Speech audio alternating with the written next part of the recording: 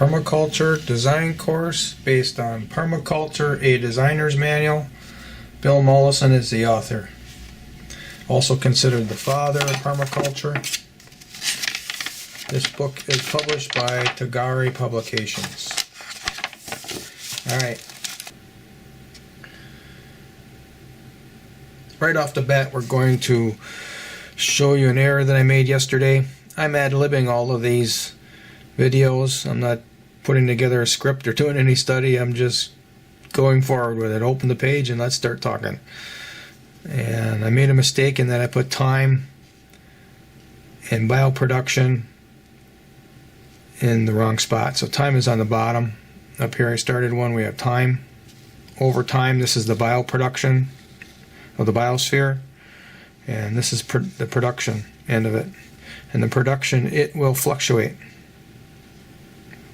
based on any number of the influences as described in this manual after the first chapter.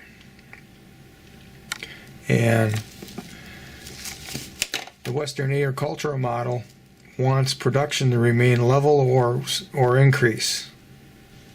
That's their goal, increasing yields. The problem is they're above the level of the bioproduction that can be harvested. That's the surplus.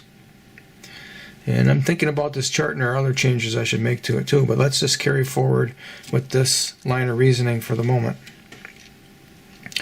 And what happens is, as production declines, because the bioproduction availability is declining, because it's above the surplus, their answer is to apply more chemicals to the land, more fertilizers, more biocides to control the pests and the diseases.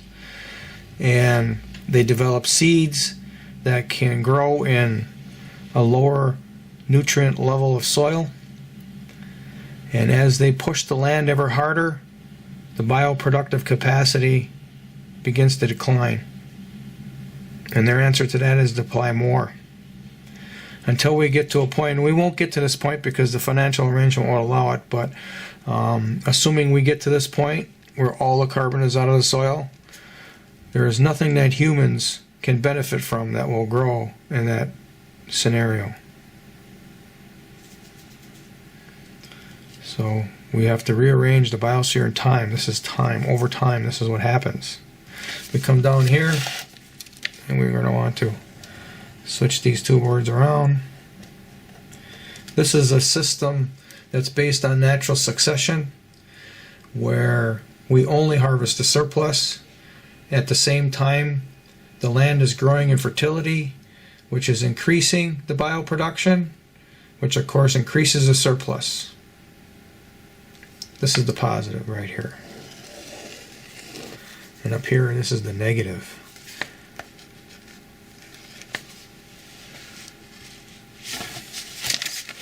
Boy, I hope that was on the screen. That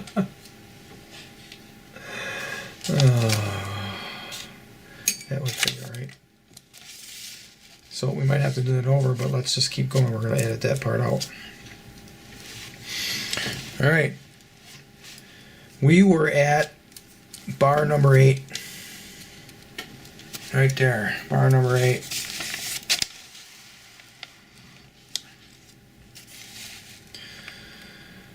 Conservation accounting, life form richness, genetic richness in crops and livestock. I've kind of heard this phrased as the richness of the system in terms of genetic diversity. The higher level of diversity, the higher level of the richness of fertility. The genetic richness is then transferred to crops and livestock. They have many more nutrients to secure from a healthy system. Okay, and that health comes with soil life. Well, let's get up here to number 8. We're going to look at the agricultural model. You can see that this is at a very low level. Richness is at a very low level. They seek to destroy richness and able to grow their monoculture of crops, single species in a large area, and anything else is considered the enemy. This is not a rich system. Okay, we come down here to the regenerative model, and oh yeah, they have a higher level of richness. You can see there is recycling of nutrients in this system, whereas the agricultural model has zero, nearly zero. I mean, if you have a dairy farm, you're going to be doing recycling. This will be a higher level. But the contemporary Western agriculture of grain growing, it's very low. So we come down here to the permaculture model, where all the resources that can be recycled are, and you have a much more deeper richness of the system. This is soil life. This is all the life, even above the soil, including all the little microbacteria that are growing even on tree leaves. Richness of the system. The bird lands on the tree limb, and what does it do? I can assure you, maybe there are a few birds here right at the time the crop is ripe, but after that, there's no reason for the birds to be there. Okay? The birds down here, they're raising families, and they're constantly recycling nutrients right here. Okay, which gets us into the number 9, soil life, which is the biomass. I mean, maybe we can look at this as how thick is the topsoil. Topsoil are the remains of life. And we come here to the agriculture model. Well, nearly everything they do destroys soil. It would be it eroding it, or leaving it bare for part of the season, or wind erosion, or applying all these chemicals which kills soil life. It's all a negative. I'm surprised Bill Mollison even put a little bit of a bar on top of this graph. Come down here to the regenerative model, or the transition model. Oh yeah, there's more. I mean, he even put figures of some of this. You come down here to the permaculture system. Well, here we are with our richness of life again in the soil. Nematodes, and I don't know, there's a whole lot of names for the life that lives in the soil. From mammals all the way down to the smallest bacteria. Okay. Forest biomass and wildlife richness. Now this is something that we can definitely see. You know, soil life we're going to have to study and use, you know, microscopes to view the microscopic activity. This can be seen with the naked eye. Of course, the agricultural model, they cut down the forests to make room for their methodologies. And there really aren't any wildlife that live there. They may pass through during times when the crops are ripe, but that's it. That's all you're going to get. Come down here to the regenerative model. Oh yeah, there's going to be more of this, but because they're a monoculture of mammals, they aren't going to have the richness. Those mammals are going to displace wildlife. Those mammals are going to eat tree seedlings before they get a chance to grow. But there is a higher level of soil activity, without a doubt. Without a doubt, they do grow soil fertility. Come down here to the permaculture model. Well, look at that. All the diversity. Up and down the line.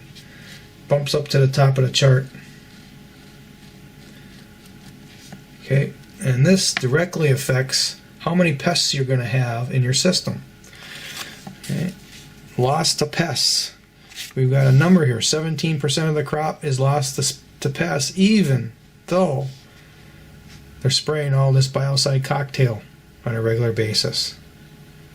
Okay, and what could be eating the pests doesn't really exist.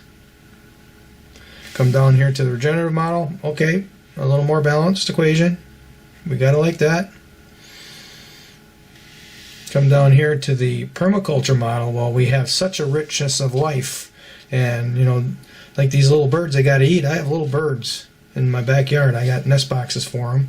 There's a couple of different species, but I just want to deal with house wrens.